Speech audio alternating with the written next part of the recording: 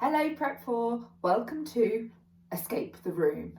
This is a challenge activity for this lesson, which involves you having to solve some clues to be given a particular code which enables you to get out of a room that you have been stuck in. I'm going to be going through the PowerPoint in this video, and as you watch you will see that you will need to pause this video at certain points in order to solve certain clues to crack the code. So you ready to get going? Let's see how we get on. Escape the room. You were on your way home when you realised that you'd left your homework in your tray. Very unfortunate. So you nip back into class to get it. You hear a loud bang, bang. You have accidentally been locked in your classroom and you could be here all night. What a disaster. Solve the clues and puzzles hidden around the room and reveal the keypad code needed to open the door. Now, there is attached to this assignment the keypad code, which looks like this: escape the room, 10 clues, which will give you 10 digits, and you can fill this sheet in as you go. Once you've got all of the digits, you've cracked the code, you can leave the room. If you're unable to print this off, don't worry, you will just need to make a note of the 10 digits on a scrap piece of paper, making sure you know the correct order, otherwise you won't get out either. The clues could be anywhere. So you need to keep your eyes peeled, you need to keep your mind sharp. Are you ready? The rules. You can work in small groups. Have you got a brother or sister you want to join in? Maybe mum or dad wants to join in as well. Feel free to work in small groups to try and crack the code. When you find a clue that has been hidden, work together to find the answer and reveal one of the digits on the keypad that I've just explained. Record your answer on the sheet. Once you have discovered the 10-digit code for the keypad, check it with your teacher, that's with me on the video, and see if you can escape the room. At the end of each slide, click the keypad to return to the combination key and see your digits entered. So we're not going to be doing that part, but like I said, I will be asking you to pause the video at certain points. So, click on the question mark to reveal the correct digit. Are we going to get them all right? Who knows? Clue number 1. As you will also know, I've attached the clue sheets to the assignment. I've printed them all off. You can print them all off and work from the clue sheets too, or you can just read the information from whatever device you're accessing this assignment from and make notes of your correct answers. So clue number 1, it's the sort of dark blue colour. Match each of these words to its homophone. It may have more than one. There will be one word left over. How many letters are in the leftover word? So you've got the words here. You've also got the words on my screen here. Read through those words. Which is going to be the leftover word? How many letters does it have? That is your answer for digit number 1. If you could pause this video in a moment when I say now, and afterwards I will reveal the answer. So get ready to pause now.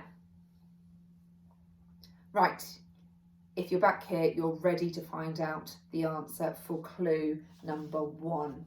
Let's find out. If you don't want to know the answer, make sure you pause it now. It's final chance. Peace is the only word which does not have a homophone, as you can see here. There's no peace be with yous there at all, just a piece of cake.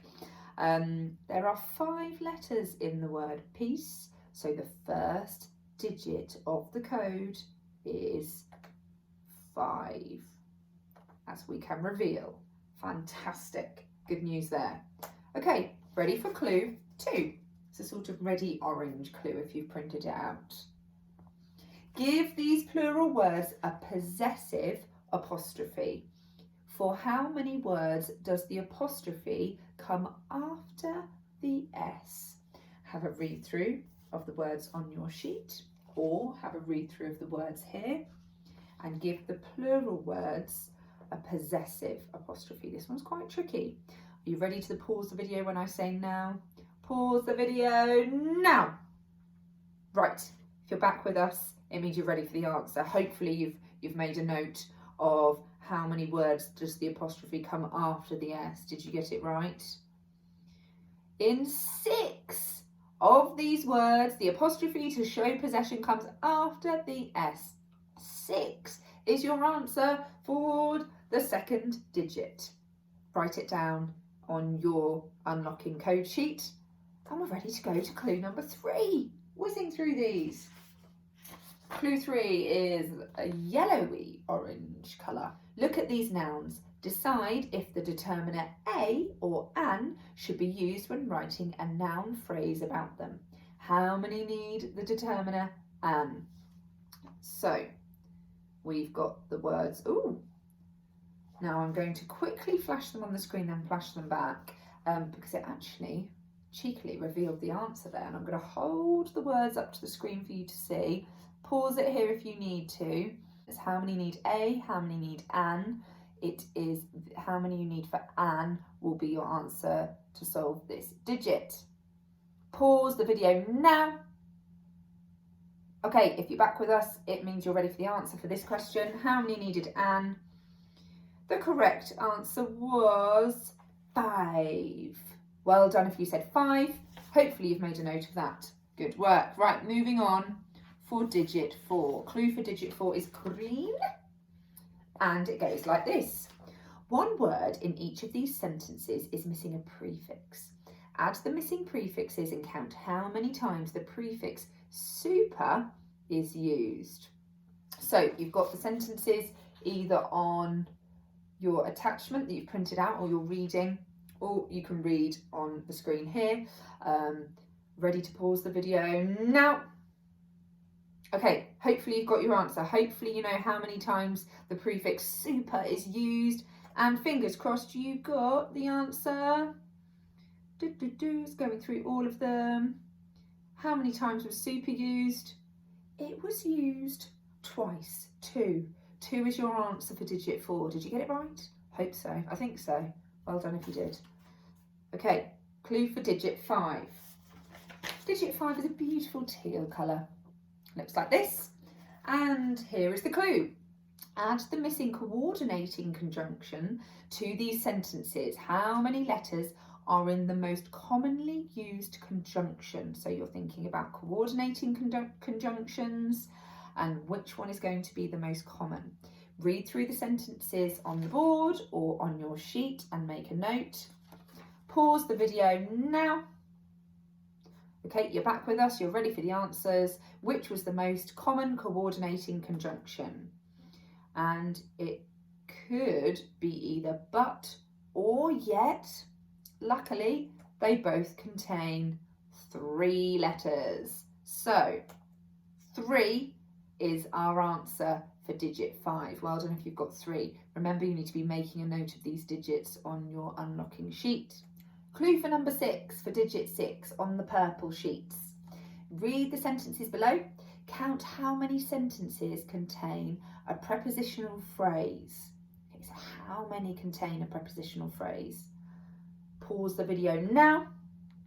Okay, if you're back with us, you're ready for the answer. How many? And the answer was 4 contained a prepositional phrase. Well done if you said 4, that was a tricky one. Okay, clue for digit 7. Digit 7 is on a sort of pinky sort of colour. I'd say coral, actually. So the clue is all of these words end with the letters L-Y. But how many of them are adverbs? Have a look through the words here. Have a look through them on the sheet. And get ready to pause your video now. If you're back with us, you're ready for the answer. How many of the words are actually adverbs? Well done if you said 4. 4 is the correct answer, is the correct digit for number 7, for clue 7. Well done if you said that. Okay, clue for digit 8. Digit 8 is this lovely green colour. And this is clue 8. How many of these words belong in the word family vent? So you've got 12, I think, words there. Have a look through them. How many belong in the word family vent? Get ready to pause the video now. If you're back with us, you are ready for the answer, hopefully. And well done if you said 5. 5 is the correct answer for digit 8, for clue 8. We're getting there. Last 2. Clue for digit 9, sort of corally colour as well. The clue is, read the clue and write the answer with one letter in each box. Spell the answers correctly to reveal the hidden number in the yellow squares. So the number is going to be what is in the yellow squares. So you have got 4 questions there. Write down the answers. Get ready to pause the video now. If you're back with us, you're ready for the answer for this one.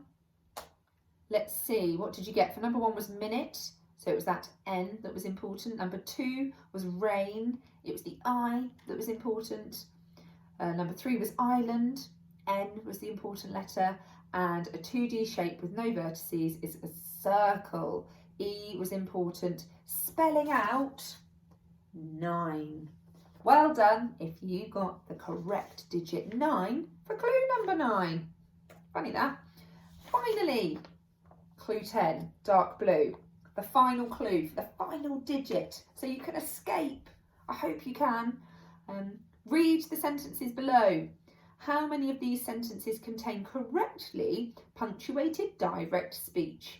Correct any errors you find. So you can either talk through the errors that you might see here, or you might want to write them down on the sheet.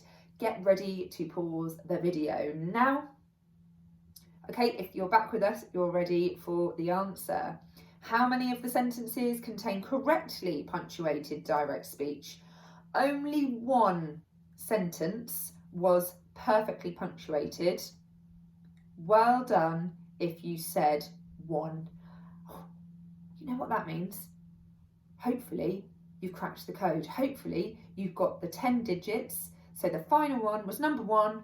Add it to your lock if you've got those digits in the correct order. There we go. We're going to go through each of them now. 5, then 6, then 5, then 2, then 3,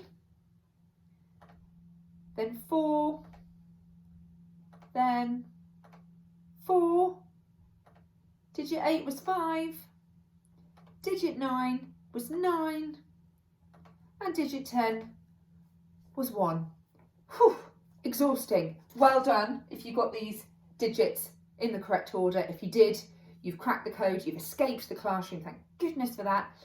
If you haven't, I'm really sorry about that. You are going to have to spend the summer holidays locked in the room. Or you could just go back and try again with the clues. Really well done for having a go. Hopefully you've had a bit of a giggle regardless. And I hope you enjoyed, and I hope you escaped.